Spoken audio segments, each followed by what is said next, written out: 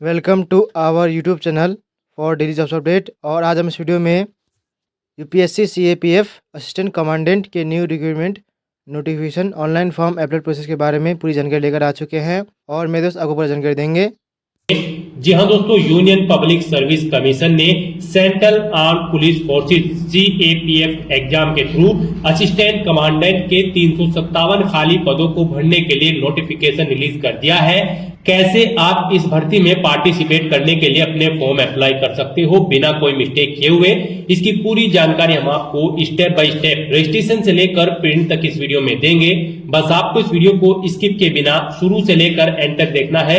उसके बाद वीडियो पसंद आए तो इसे लाइक और शेयर कर दें। चैनल पर नए हो तो इसे सब्सक्राइब कर लें। साथ ही साथ दोस्तों, अगर आपको यहाँ पर फॉर्म अप्लाई करते हुए कोई भी प्रॉब्लम फेस हो रही है उसका हल आपको इस वीडियो में मिल जाएगा और हम आपको ये भी बताएंगे कि कौन सी वो कॉमन मिस्टेक है जिसे करने से आपका एप्लीकेशन फॉर्म रिजेक्ट हो सकता है। तो आपको उस मिस्टेक को अवॉइड करते हुए अपना फॉर्म अप्लाई करना है। और हम आपको यहाँ पर यूपीएससी का वन टाइम रजिस्ट्रेशन की पूरी डिटेल स्टेप बाय स्टेप दिखाएंगे कि कैसे आप अपना ओटीआर कर सकते हो। तो बिना कोई वक्त गंवाए चलिए शुरू करते हैं। आपको इस वीडियो के डिस्क्रिप्शन बॉक्स में हमारी वेबसाइट का लिंक मिल जाएगा। यहाँ पर आपको इस भर्ती के रिगार्डिंग सभी डिटेल्स प्रोवाइड कर दी गई है। यूपीएससी ने central arm police forces CAPF examination 2025 का नोटिफिकेशन रिलीज कर दिया है, जिसके तहत यहाँ पर असिस्टेंट कमांडेंट के खाली पदों को भरा जाएगा। टोटल 357 खाली पद है। ये पद आपके बीएसएफ में, सीआरपीएफ में, सीआईएसएफ में, आईटीबीपी में और एसएसबी में भरे जाएंगे। किस ऑर्गेनाइजेशन में कितनी वैकेंसी है वो आप यहां से चेकआउट कर सकते हो। बीएसएफ में 24 वैकेंसी है, सीआरपीएफ में 204, सीआईएसएफ में 92, आईटीबीपी में 4 और एसएसबी में 33 खाली पदों को भरा जाएगा असिस्टेंट कमांडेंट के। आप 5 मार्च 2025 से 25 मार्च 2025 तक अपना फॉर्म अप्लाई कर सकते हो। बैचलर डिग्री धारक कैंडिडेट ऑल इंडिया से ऑनलाइन अप्लाई कर सकते हैं। आपको अप्लाई करने के लिए इस पेज को नीचे स्क्रॉल डाउन करना है। इंपोर्टेंट लिंक सेक्शन में आकर ऑफिशियल नोटिफिकेशन पीडीएफ लिंक पर क्लिक करके इस भर्ती के नोटिफिकेशन को ओपन कर लेना है और इसमें से आपको पूरी डिटेल रीड कर लेनी है। यहाँ पर आपको सभी डिटेल्स प्रोवाइड कर दी गई है, जैसे कि क्या आपका एलिजिबिलिटी क्राइटेरिया होना चाहिए, कैसे आप अप्लाई कर सकते हो, कब से कब तक अप्लाई कर सकते हो, पूरी जानकारी आपको यहाँ पर प्रोवाइड कर दी गई है। आप इसे केयरफुली रीड करें नोटिस को और उसके बाद अपने फॉर्म अप्लाई कर लें। फॉर्म अप्लाई करने के लिए भी आपको हमारी वेबसाइट के इसी पेज पर ही अप्लाई ऑनलाइन का लिंक दिया गया है। जैसे ही आप इस लिंक पर क्लिक करेंगे तो आपके सामने यूपीएससी का ये ऑफिशियल पोर्टल ओपन हो जाएगा। गाइस, यहाँ पर अगर आपने पहले से रजिस्ट्रेशन कर रखा है तो आपको यहाँ पर अपनी ईमेल आईडी या फिर मोबाइल नंबर या फिर ओटीआर आईडी के थ्रू लॉगिन करके अपना फॉर्म अप्लाई करना है। यहाँ पर आकर आपको अपनी ईमेल आईडी एंटर करनी है या फिर मोबाइल नंबर या फिर ओटीआर आईडी, और फिर आपको अपना पासवर्ड या फिर ओटीपी गेट करके यहाँ पर ये कैप्चा कोड यहाँ पर एंटर करना है और लॉगिन के बटन पर क्लिक करके अपने डैशबोर्ड में लॉगिन कर लेना है और फिर वहां से आपको अपना फॉर्म अप्लाई करना है। और अगर आप यहाँ पर यूपीएससी की किसी भी भर्ती के लिए फर्स्ट टाइम अप्लाई करने जा रहे हो तो सबसे पहले यहाँ पर आपको अपना रजिस्ट्रेशन करना होगा, यानी कि आपको अपना ओटीआर वन टाइम रजिस्ट्रेशन यहाँ पर करना होगा। उसके बाद आप इस भर्ती के लिए अप्लाई कर पाओगे।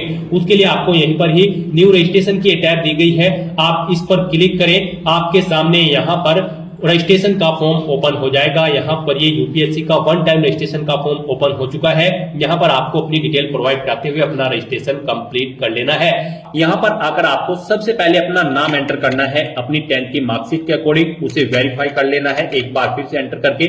उसके बाद यहाँ पर आपसे पूछा गया है कि क्या आपने कभी अपना नाम चेंज किया है। अगर किया है तो यस करें और फिर अपना चेंज नेम यहाँ पर दें, और अगर नहीं किया है तो यहाँ पर आप नो ऑप्शन सिलेक्ट कर लें। उसके बाद आप यहाँ पर अपना जेंडर सिलेक्ट करें, उसे वेरीफाई करें, अपनी डेट ऑफ बर्थ यहाँ पर आप सिलेक्ट करें। उसके बाद वही डेट ऑफ बर्थ एक बार फिर से यहाँ पर सिलेक्ट करके उसे वेरीफाई कर लें। फिर यहाँ पर आप अपने फादर का नाम एंटर करें और उसके बाद यहाँ पर आपको अपने फादर का नाम भी वेरीफाई कर लेना है एक बार फिर से एंटर करके। उसके बाद यहाँ पर आपको अपनी मदर का नाम एंटर करना है, उसे भी वेरीफाई कर लेना है। फिर आपको यहाँ पर अपना माइनॉरिटी स्टेटस देना है, क्या आप माइनॉरिटी कम्युनिटी के अंतर्गत आते हैं। अगर आते हैं तो यस करें और फिर अपनी माइनॉरिटी ऑप्शन कैटेगरी सिलेक्ट करें, आप कौन सी कैटेगरी में आते हैं और नहीं आते हैं, तो यहाँ पर आपको नो ऑप्शन सिलेक्ट कर लेना है। उसके बाद यहाँ पर आपको अपना 10 डिजिट का मोबाइल नंबर एंटर करना है, अपनी ईमेल आईडी एंटर करनी है। कोई अल्टरनेट मोबाइल नंबर या ईमेल आईडी है तो उसे भी आप एंटर कर सकते हो, नहीं तो इन कॉलम्स को आप खाली छोड़ दें। उसके बाद यहाँ पर आपको अपनी 10वीं क्लास का रोल नंबर एंटर कर देना है। फिर आपसे यहाँ पर एक सिक्योरिटी क्वेश्चन आपको सिलेक्ट कर लेना है, अपनी चॉइस के अकॉर्डिंग कोई भी सिक्योरिटी क्वेश्चन सिलेक्ट करें, उसका आंसर दे। एक और क्वेश्चन आप सिलेक्ट करें यहाँ पर सिक्योरिटी क्वेश्चन 2 सेक्शन में, और उसका भी आंसर आप प्रोवाइड करा दें। उसके बाद यहाँ पर आप ये कैप्चा कोड एंटर करें और फिर सबमिट बटन पर क्लिक कर दें। नेक्स्ट आपको आपने पीछे रजिस्ट्रेशन में जो डिटेल्स प्रोवाइड कराई है उनका पूरा प्रीव्यू शो कर दिया गया है। आपको सभी डिटेल्स चेकआउट करनी है। कहीं पर कोई मिस्टेक है तो आप अपडेट/चेंज हियर ऑप्शन पर क्लिक करके चेंज कर ले, नहीं है तो आप आई एग्री इस बटन पर क्लिक कर दें। उसके बाद आपके सामने कुछ इस तरह से इंटरफेस ओपन होगा।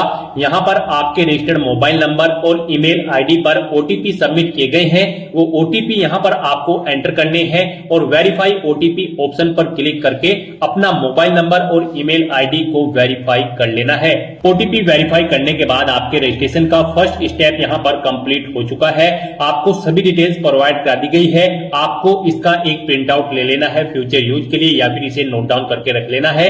साथ ही साथ आपको एक ओटीआर आईडी प्रोवाइड कराई गई है। ये ओटीआर आईडी और एक पासवर्ड आपको आपकी रजिस्टर्ड मेल आईडी पर भी सबमिट किए गए हैं, और ये ओटीआर आईडी आपके रजिस्टर्ड मोबाइल नंबर पर भी सबमिट की गई है। आपको इन्हें केयरफुली नोट डाउन करके रख लेना है फ्यूचर यूज के लिए। इस स्टेप को कंप्लीट करने के बाद आपको दोबारा से यहाँ पर लॉगिन की स्टेप पर क्लिक करना है। उसके बाद आपके सामने यहाँ पर लॉगिन का इंटरफेस ओपन होगा।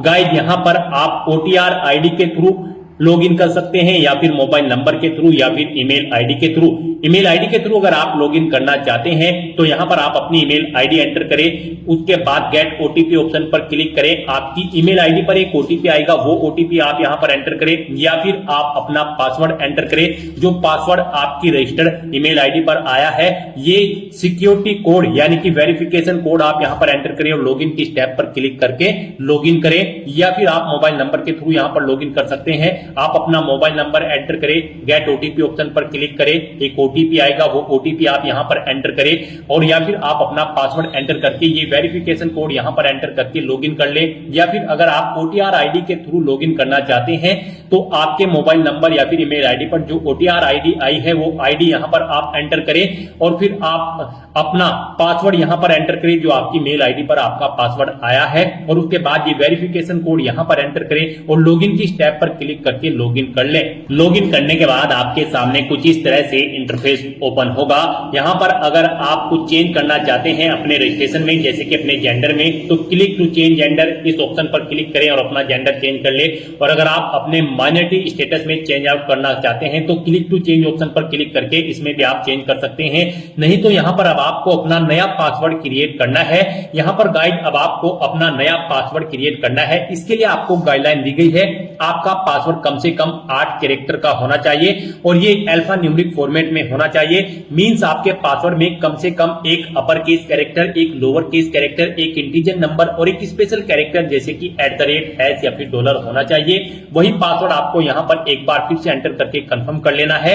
हम आपको पासवर्ड का सैंपल दिखा रहे हैं, इसके अकॉर्डिंग आपको अपना पासवर्ड क्रिएट करना है। तो आपका अपना पासवर्ड कुछ इस फॉर्मेट में रेडी करना है। इसमें आपका एक अपर केस कैरेक्टर, एक लोअर केस कैरेक्टर, एक इंटीजर नंबर और एक स्पेशल कैरेक्टर होना चाहिए और इसकी लेंथ कम से कम 8 कैरेक्टर की होनी चाहिए। तो इस फॉर्मेट में आपको अपना पासवर्ड यहां पर क्रिएट करना है।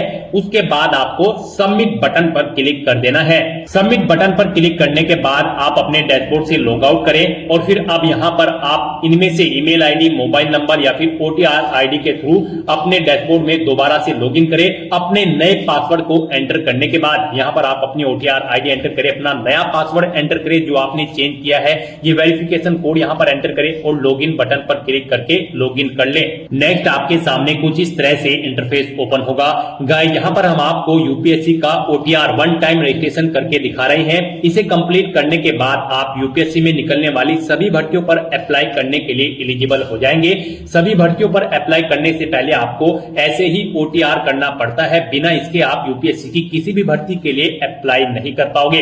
तो यहाँ पर आने के बाद आपको अपने डैशबोर्ड में अपनी OTR की प्रोफाइल को कंप्लीट करना है। सबसे पहले यहाँ पर आपको अपनी पर्सनल इंफॉर्मेशन प्रोवाइड करानी है। तो आप यहाँ पर पर्सनल इंफॉर्मेशन के इस लिंक पर क्लिक करें।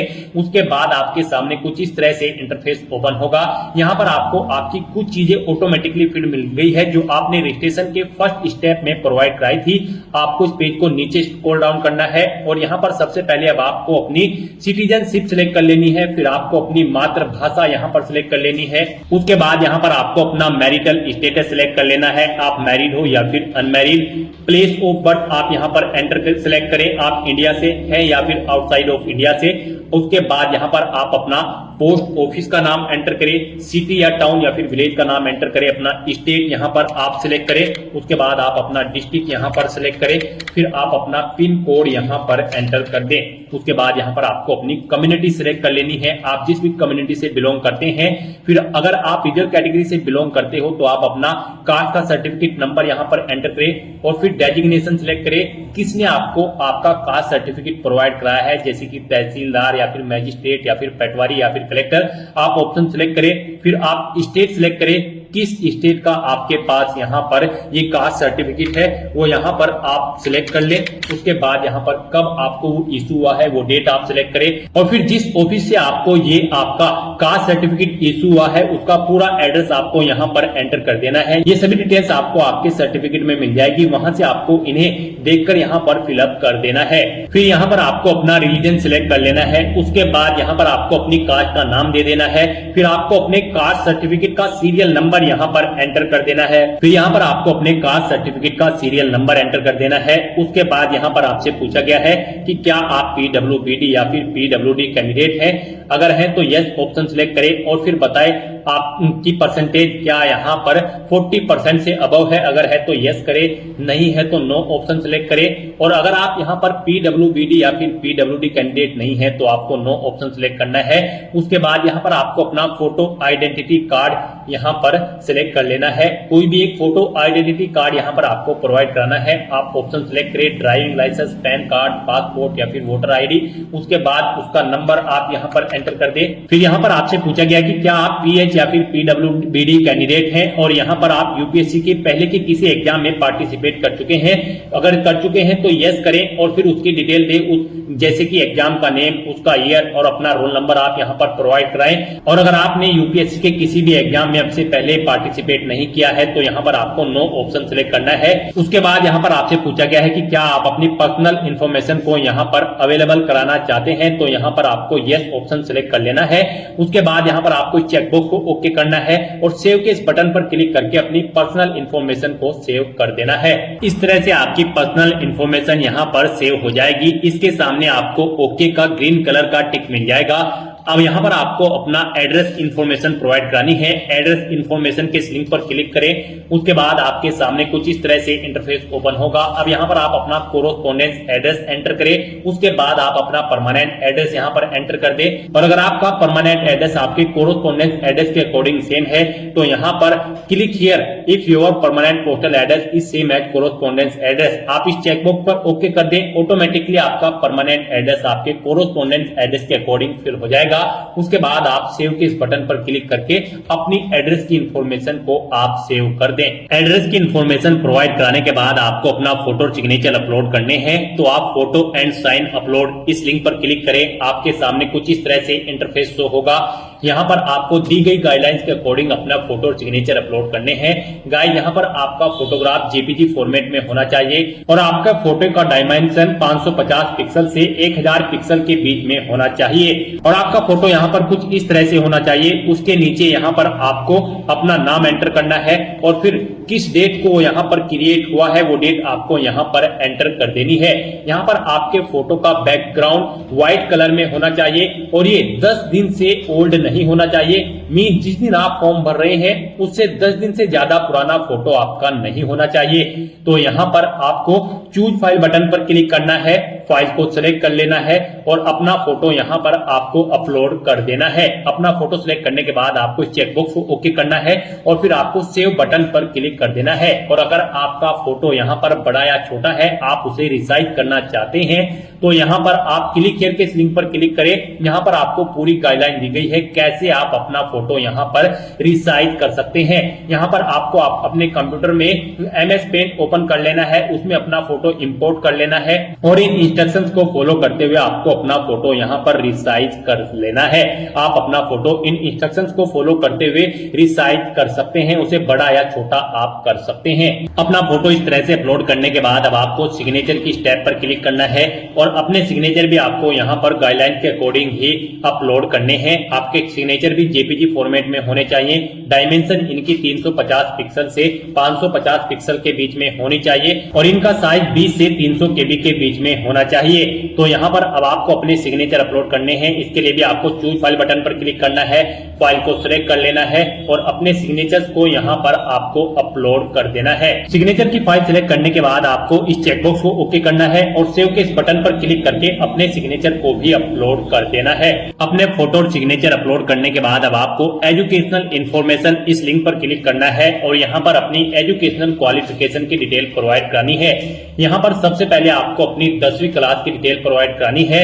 यहाँ पर आप अपनी क्लास या डिवीजन बताएं या फिर ग्रेड जो भी आपने 10वीं क्लास में ऑब्टेन की है। जैसे कि अगर आपने फर्स्ट डिवीजन ऑब्टेन की है तो यहाँ पर फर्स्ट एंटर करें। उसके बाद आपने कितने % मार्क्स ऑब्टेन किए हैं वो यहाँ पर आप एंटर करें।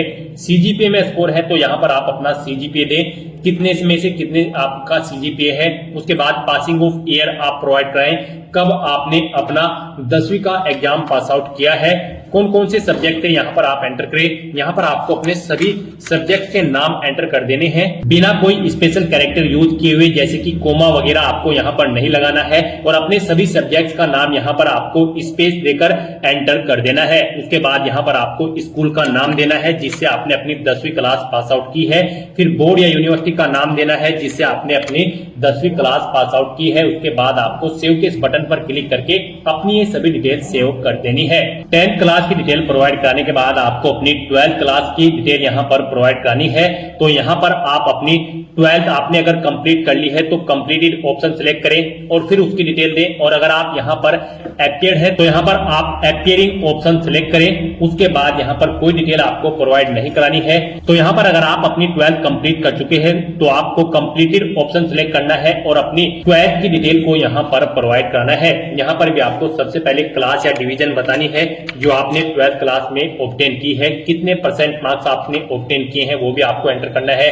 CGPA में अगर स्कोर है तो कितने में से कितने CGPA आपने ऑब्टेन किया है वो यहाँ पर आप एंटर कर दें।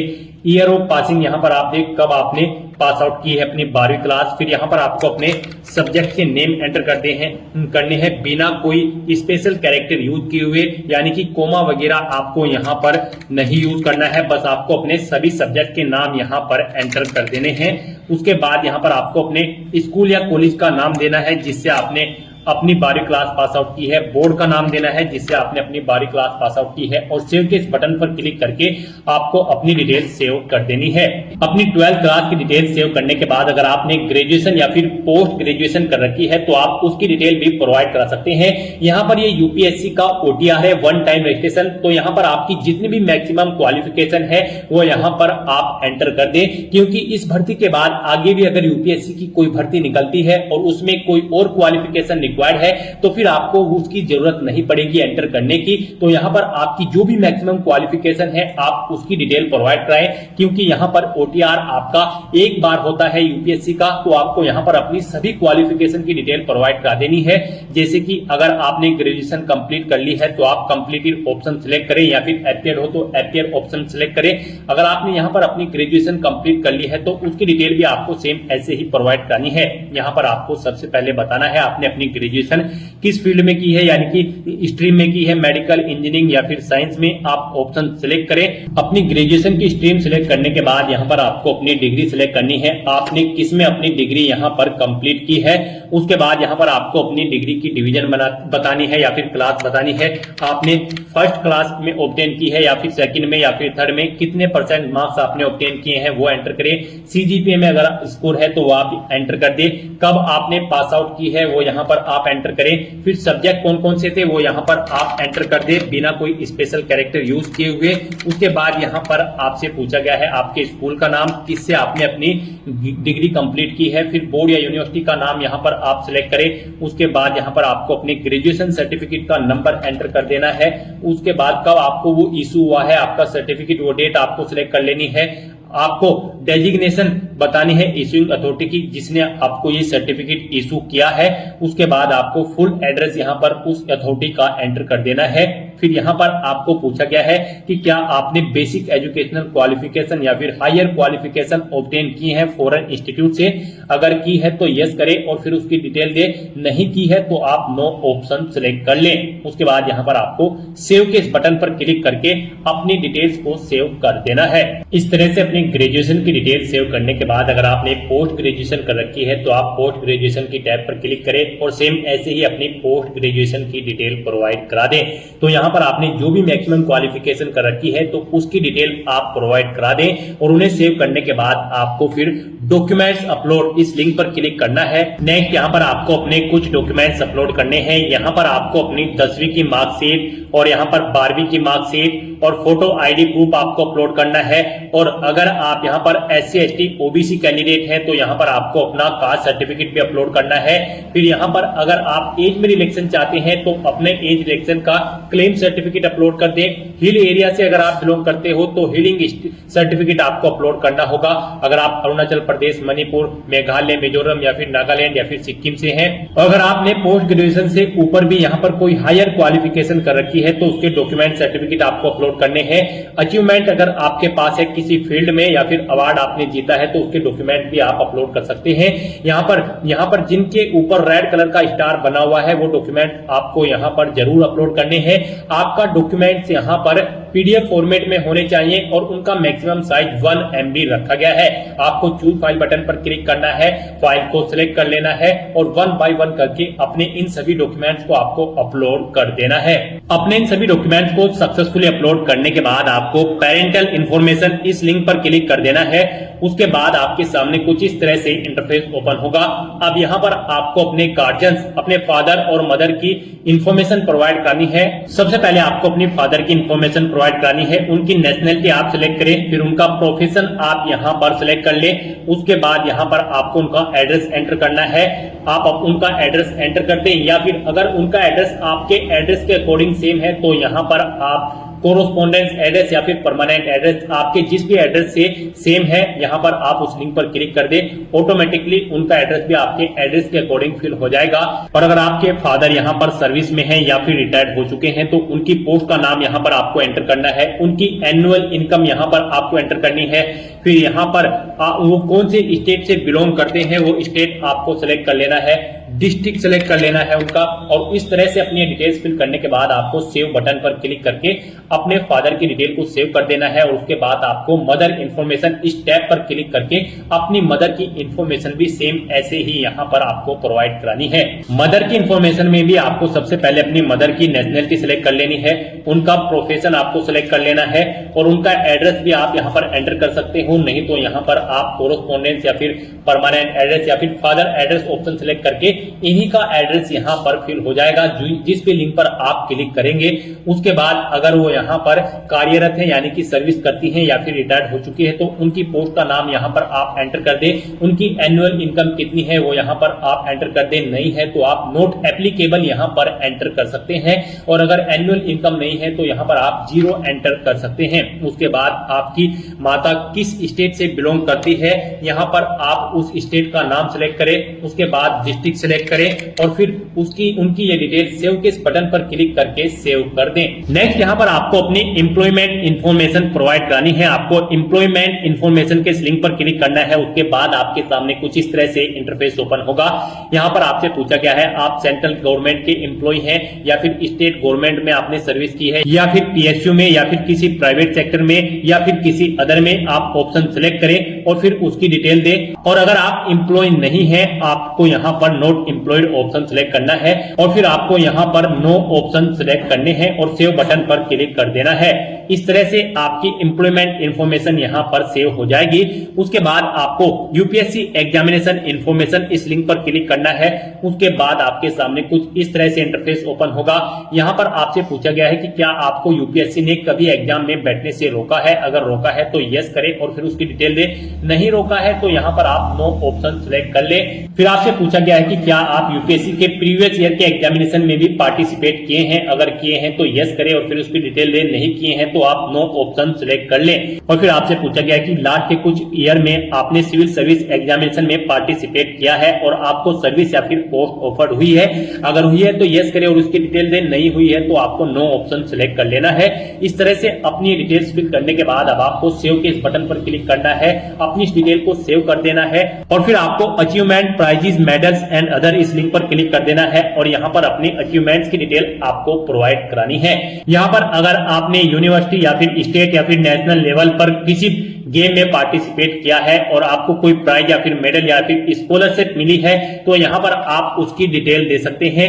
स्पोर्ट में अगर आपके पास एनसीसी या फिर अदर है तो आप यहाँ पर उसकी डिटेल दें। और अगर आपने कोई पोजीशन डिस्ट्रिक्शन लीडरशिप हासिल की है स्कूल या कॉलेज में, उसकी डिटेल प्रोवाइड करा दें। कोई अदर एक्स्ट्रा करिकुलम एक्टिविटीज आपने की है तो उसकी डिटेल प्रोवाइड करा सकते हैं। तो इस तरह से यहाँ पर आपको अपने इन अचीवमेंट्स की, प्राइजेस की, मेडल्स की डिटेल यहाँ पर प्रोवाइड करानी है। अगर आपने अचीवमेंट्स यहाँ पर ऑब्टेन किए हैं, नहीं किए हैं तो आप इनको खाली छोड़ सकते हैं। फिर यहाँ पर आपसे पूछा गया है कि क्या आपके पास यहाँ पर 5 एकड़ एग्रीकल्चर लैंड है और यहाँ पर आपका रेजिडेंशियल फ्लैट 1000 स्क्वायर मीटर से ज्यादा है या फिर रेजिडेंशियल प्लॉट आपका 100 स्क्वायर यार्ड से अबव है या फिर आपका रेजिडेंशियल प्लॉट यहाँ पर 200 स्क्वायर यार्ड या फिर उससे अबव है। अगर इनमें से कोई भी ऑप्शन है तो आप यस ऑप्शन सिलेक्ट करें, नहीं तो नो ऑप्शन सिलेक्ट करें। फिर यहाँ पर आपको अपनी लैंग्वेज की डिटेल प्रोवाइड करानी है। कौन कौन सी लैंग्वेज आप जानते हैं, जैसे कि हिंदी, और उसे आप रीड, राइट, स्पीक और जो भी जानते हैं यहाँ पर आप ऑप्शन सिलेक्ट करें और फिर एग्जामिनेशन आपने कौन सा पास आउट किया है वो एग्जामिनेशन आप यहाँ पर एंटर कर दें। इस तरह से यहाँ पर आपको अपनी लैंग्वेज की डिटेल प्रोवाइड करनी है। अगर आप एक से ज्यादा लैंग्वेज जानते हैं तो यहाँ पर ऐड के इस बटन पर क्लिक करें।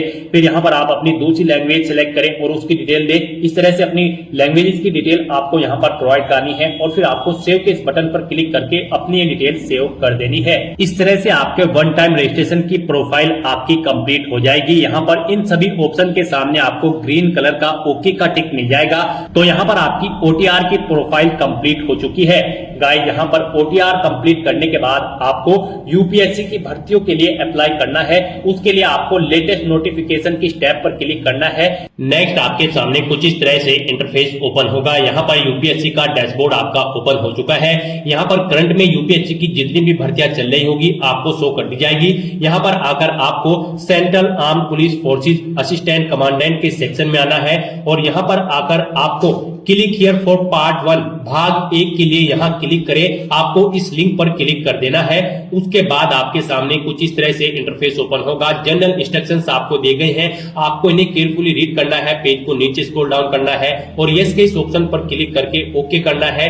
उसके बाद यहाँ पर आपको शो कर दिया गया है आपका भाग 1 का जो रजिस्ट्रेशन है वो यहाँ पर आपकी ओटीआर से फैच कर लिया गया है। सभी डिटेल आपकी ओटीआर से फैच कर ली गई है। अब आप यहाँ पर इस चेकबॉक्स को ओके करें और आई एग्री इस ऑप्शन पर क्लिक कर दें। उसके बाद आपको फिर दोबारा से आपके डैशबोर्ड में डायरेक्ट किया जाएगा। यहाँ पर आप चेकआउट कर ले। आपका पार्ट 1 का यहाँ पर कंप्लीट हो चुका है रजिस्ट्रेशन और उसके बाद अब यहाँ पर आपको पार्ट 2 रजिस्ट्रेशन के इस सेक्शन में आना है और भाग 2 के लिए यहाँ क्लिक करें। आपको इस लिंक पर क्लिक कर देना है। उसके बाद आपके सामने कुछ इस तरह से इंटरफेस ओपन होगा। यहाँ पर आपको आपकी ओटीआर की कुछ डिटेल्स ऑटोमेटिकली फैच करके शो कर दी गई है। अब आप इस पेज को नीचे स्क्रॉल डाउन करें और यहाँ पर बस अब आपको अपनी क्वालिफिकेशन यहाँ पर सिलेक्ट कर लेनी है। यहाँ पर आपसे पूछा गया है कि क्या आपने अपनी बैचलर डिग्री पास आउट कर ली है या फिर इसके इक्विवेलेंट कोई एग्जाम या फिर आप फाइनल ईयर में अपियर्ड है। यहाँ पर गाइड इस भर्ती में पार्टिसिपेट करने के लिए आपके पास ग्रेजुएट डिग्री होनी जरूरी है किसी वेल रिकॉग्नाइज्ड यूनिवर्सिटी से किसी भी रिलेवेंट डिसिप्लिन के अंतर्गत, या फिर अगर आप फाइनल ईयर में अपियर्ड हो तब भी आप एलिजिबल हो, अप्लाई कर सकते हो। अपियर हो तो आप अपियर ऑप्शन सिलेक्ट करें और पास आउट हो तो यहाँ पर आप ऑलरेडी पास द डिग्री और इक्विवेलेंट एग्जामिनेशन आप इस ऑप्शन को सिलेक्ट कर लें। उसके बाद यहाँ पर आपको कंटिन्यू / आगे बढ़े आपको इस ऑप्शन पर क्लिक कर देना है। नेक्स्ट आपके सामने कुछ इस तरह से इंटरफेस ओपन होगा। अब यहाँ पर आपसे पूछा गया है कि क्या आप आयु में छूट का दावा करना चाहते हैं, यानी कि आप एज में रिलैक्सेशन चाहते हैं। अगर चाहते हैं तो यस करें और फिर यहाँ पर आप अपना कैटेगरी कोड यहाँ पर सिलेक्ट कर लें। आप क्लिक के इस बटन पर क्लिक करें तो यहाँ पर आप इनके अकॉर्डिंग अपना कैटेगरी कोड फिल कर दें। तो यहाँ पर आप सिलेक्ट करें तो फिर यहाँ पर आपका कोड एंटर हो जाएगा। और अगर आप आयु में छूट नहीं चाहते हैं तो आप नो ऑप्शन सिलेक्ट कर लें। फिर यहाँ पर आप अगर रिजर्व कैटेगरी से बिलोंग करते हो तो यहाँ पर आपको अपना कैटेगरी सर्टिफिकेट दिया गया है जो आपने रजिस्ट्रेशन टाइम पे अपलोड किया था, उसे आप व्यू कर सकते हो। और उसके बाद गाइस यहाँ पर आपको कंटिन्यू / आगे बढ़े इस ऑप्शन पर क्लिक कर देना है। नेक्स्ट आपके सामने कुछ इस तरह से इंटरफेस ओपन होगा। यहाँ पर आपकी आईडी की डिटेल्स आपको दे दी गई है जो आपने रजिस्ट्रेशन टाइम पे प्रोवाइड कराई थी। उसके बाद यहाँ पर आपसे पूछा गया है आप पेपर सेकंड के निबंधांक के लिए परीक्षा का माध्यम सिलेक्ट कर ले। किस माध्यम से आप परीक्षा देना चाहते हैं, हिंदी में या फिर इंग्लिश में, आप अपने कोडिंग ऑप्शन सिलेक्ट करें। फिर आपसे पूछा गया कि क्या आप एक सर्विसमैन भूतपूर्व सैनिक हैं, अगर है तो यस करें, नहीं है तो आप नो ऑप्शन सिलेक्ट कर लें। उसके बाद आपसे पूछा गया है क्या आप सहायक कमांडेंट के पद पर किसी पिछली परीक्षा में अंतिम रूप से चयनित हुए हैं या फिर अनुशंसित हुए हैं। अगर हुए हैं तो आप यस ऑप्शन सिलेक्ट करें, नहीं हुए हैं तो आपको नो ऑप्शन पर सिलेक्ट कर लेना है। और उसके बाद गाइस यहाँ पर आपको कंटिन्यू / आगे बढ़े इस ऑप्शन पर क्लिक कर देना है। नेक्स्ट आपको आपके एप्लीकेशन फॉर्म का पूरा प्रीव्यू शो कर दिया गया है। आपको सभी डिटेल्स केयरफुली चेकआउट करनी है। कहीं पर कोई मिस्टेक है तो आप यहाँ पर अपडेट / सुधार इस ऑप्शन पर क्लिक करें और अपनी डिटेल्स एडिट करके उसे अपडेट कर लें। और अगर गाइस यहाँ पर सभी डिटेल्स ओके हैं तो आप ये कैप्चा कोड यहाँ पर एंटर करें और फिर आप यहाँ पर आई एग्री, मैं सहमत हूं, आप इस ऑप्शन पर क्लिक कर दें। नेक्स्ट आपके सामने कुछ इस तरह से इंटरफेस शो होगा। यहाँ पर आपने जो पीछे डिटेल प्रोवाइड कराई है आप उसका एक हार्ड कॉपी प्रिंट आउट ले सकते हैं प्रिंट स्लिप के इस ऑप्शन पर क्लिक करके फ्यूचर रेफरेंस के लिए। और यहाँ पर गाइस अब आपको click here for DAF of CAPF part 3 इस ऑप्शन पर क्लिक कर देना है। नेक्स्ट आपके सामने कुछ इस तरह से इंटरफेस शो होगा। अब यहाँ पर आपसे पूछा गया है क्या आपके फादर जिंदा है या उनकी मृत्यु हो चुकी है। जिंदा है तो अलाइव करें, मृत्यु हो चुकी है तो आप डिसीज ऑप्शन सिलेक्ट कर लें। ऐसे ही आप अपनी मदर के बारे में जानकारी देनी है, वो जिंदा है या मृत्यु हो चुकी है। फिर यहाँ पर आपसे पूछा गया है कि क्या आपने एजुकेशनल क्वालिफिकेशन के लिए रूल 6 एग्जामिनेशन का रीड कर लिया है, आपने प्रोसेस कर लिया है। तो यहाँ पर आप यस ऑप्शन सिलेक्ट करें, नहीं किया है तो नो ऑप्शन सिलेक्ट करें। यहाँ पर आपको यस ऑप्शन सिलेक्ट करना होगा। फिर आपसे पूछा गया है कि क्या आप NCC B या फिर C सर्टिफिकेट रखते हैं, अगर है तो यस करें, नहीं है तो आप नो ऑप्शन सिलेक्ट कर लें। फिर आपसे पूछा गया है कि क्या आप एक सर्विसमैन हैं, अगर है तो यस करें, नहीं तो नो ऑप्शन सिलेक्ट करें। नेक्स्ट आपसे पूछा गया क्या आपने पूर्व में भी CAPF ACS एग्जामिनेशन में पार्टिसिपेट किया है और आपको एग्जाम के बेस पर कोई सर्विस यहाँ पर अलॉट हुई है, अगर हुई है तो यस करें और फिर उसकी डिटेल दे। और अगर नहीं हुई है तो यहाँ पर आप नो ऑप्शन सिलेक्ट कर लें। फिर आपसे पूछा गया कि क्या आप सिविलियन सेंट्रल गवर्नमेंट सर्वेंट है, अगर है तो यस करें, नहीं है तो आप नो ऑप्शन सिलेक्ट कर लें। फिर आपसे पूछा गया कि क्या आपको स्पोर्ट्स में कोई अचीवमेंट है, अगर है तो यस करें और फिर उसकी डिटेल दे, जैसे कि स्पोर्ट का नाम, हाईएस्ट लेवल ऑफ पार्टिसिपेशन, कब आपने पार्टिसिपेट किया था वो ईयर आप एंटर करें और सेव एंड ऐड ऑप्शन पर क्लिक करके अपनी स्पोर्ट की डिटेल यहाँ पर आप ऐड कर दें। और अगर आपके पास स्पोर्ट में कोई अचीवमेंट नहीं है तो यहाँ पर आपको नो ऑप्शन सिलेक्ट करना है और उसके बाद गाइस यहाँ पर आपको सेव एंड कंटिन्यू के इस ऑप्शन पर क्लिक कर देना है। नेक्स्ट आपके सामने कुछ इस तरह से इंटरफेस ओपन होगा। गाइस यहाँ पर अब आपको अपनी पोस्ट प्रेफरेंस देनी है। आप किस ऑर्गेनाइजेशन में फर्स्ट नंबर पर जॉब करना चाहते हैं। जिस ऑर्गेनाइजेशन में आप फर्स्ट नंबर पर जॉब करना चाहते हैं, जैसे कि CRPF में अगर आप फर्स्ट नंबर पर असिस्टेंट कमांडेंट की पोस्ट को तरजीह दे रहे हैं तो यहाँ पर आपको 1 एंटर करना है। बॉर्डर सिक्योरिटी फोर्स को अगर आप तीसरे नंबर पर रखना चाहते हैं तो इसके सामने आपको 3 एंटर करना है। इस तरह से आपको यहाँ पर आप जिस ऑर्गेनाइजेशन को जिस नंबर पर प्रेफरेंस देना चाहते हैं उसके सामने यहाँ पर आपको नंबर एंटर कर देने हैं और उसके बाद गाइस यहाँ पर आपको सेव एंड कंटिन्यू के इस ऑप्शन पर क्लिक करना है। नेक्स्ट आपके सामने डिक्लेरेशन का सेक्शन ओपन होगा। यहाँ पर आपको प्रीव्यू एप्लीकेशन के इस लिंक पर क्लिक करके अपने एप्लीकेशन फॉर्म का प्रीव्यू चेकआउट कर लेना है। और फिर यहाँ पर आपसे पूछा गया है कि क्या आपने प्रीव्यू देख लिया है अपने एप्लीकेशन फॉर्म का, तो यहाँ पर आपको यस ऑप्शन सिलेक्ट करना है। और फिर गाइस यहाँ पर आपको पार्ट 3 फाइनल सबमिट आपको इस ऑप्शन पर क्लिक कर देना है।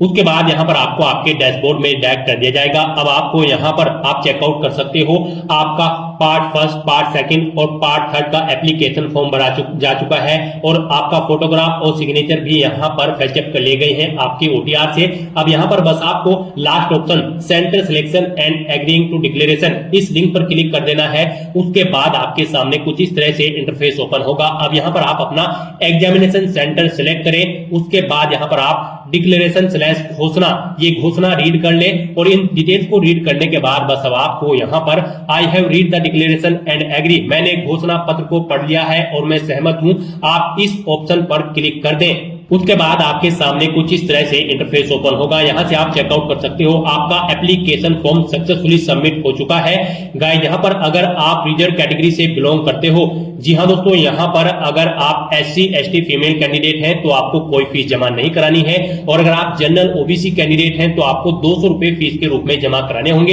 ये फीस का अमाउंट आप debit card, credit card, net banking या फिर UPI के माध्यम से जमा करा सकते हो। अगर आप यहाँ पर अनरिजर्व कैटेगरी से हो तो यहाँ पर आपको पहले अपनी फीस पेमेंट करनी होगी, उसके बाद आपका एप्लीकेशन फॉर्म सबमिट होगा। और रिजर्व कैटेगरी और फीमेल कैंडिडेट अगर आप हैं तो आपका एप्लीकेशन फॉर्म यहाँ पर सक्सेसफुली सबमिट हो चुका है। यहाँ पर आपको आपके एप्लीकेशन फॉर्म की एक्नॉलेजमेंट सिर्फ आपकी रजिस्टर्ड ईमेल आईडी पर सबमिट कर दी गई है और आप उसका एक हार्ड कॉपी प्रिंट आउट ले ले फ्यूचर यूज के लिए, फ्यूचर रेफरेंस के लिए। और यहाँ से भी आप for application status of central armed police forces, इस लिंक पर क्लिक करें। उसके बाद यहाँ पर आपको आपके डैशबोर्ड में डायरेक्ट कर दिया जाएगा। यहाँ से आप चेकआउट कर सकते हो आपका CAPF असिस्टेंट कमांडेंट एग्जामिनेशन का जो एग्जाम है, यहाँ पर आपके सभी पार्ट कंप्लीट हो चुके हैं, स्टेटस कंप्लीट शो हो रहा है और आप यहाँ पर व्यू स्लैश प्रिंट के नीचे DAFCAPF क्लिक हियर, इस लिंक पर क्लिक करके अपने एप्लीकेशन फॉर्म का एक हार्ड कॉपी प्रिंट आउट ले सकते हो फ्यूचर यूज के लिए, फ्यूचर रेफरेंस के लिए।